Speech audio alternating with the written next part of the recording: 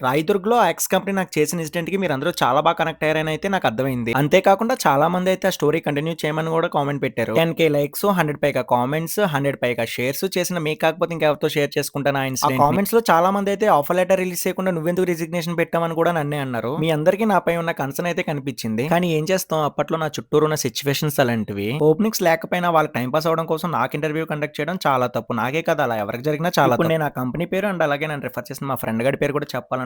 మళ్ళీ వాడికి ప్రాబ్లమ్ అవుతది. ఒక కంపెనీ అన్నాక బయట నుంచి నలుగురు వచ్చి పని చేయాలి తప్ప మన ఇంట్లో ఉన్న నలుగురు వచ్చి అయితే పని చేయకూడదు. అర్థమైంది కదా నేను చెప్పింది. కంపెనీలో అంతా వాళ్ళే ఉన్నారు. ఇంకా అలాంటప్పుడు బయట వాళ్ళకి ఎందుకు ఇంటర్వ్యూ పెట్టుకోవడం? మా ఇంట్లో వాళ్ళకి మాత్రమే ఇంటర్వ్యూ అని పెట్టుకోవచ్చుగా ఒక బోర్డు బయట. నేను చెప్పినా వినకుండా మా ఫ్రెండ్ గాడు కూడా అదే కంపెనీకి ఇంటర్వ్యూకి వెళ్ళాడు. వాడి పేరు చివర వాడి కమ్యూనిటీ నేమ్ యాడ్ అయిందని చెప్పేసి వాడినైతే రిజెక్ట్ చేశారు. లిటరల్లీ 2025లో బతుకుతున్నాం గైస్. ఇంకా ఇలాంటివి ఉంటాయి. ఆ కంపెనీలో బయట ఉన్న వాచ్‌మెన్ దగ్గర నుంచి లోపల ఉన్న సీఈఓ వరకు అదే ఫీలింగ్ ఉంది. ఈడు మనోడా కదా ఎవరిచ్చారు వాళ్ళకి ఆ హక్కు? ఇంక ఈ స్టోరీకి నెక్స్ట్ షాట్‌లో ఎండింగ్ కార్డ్ ఏసేద్దాం. అప్పటి వరకు ఉంటా బాయ్.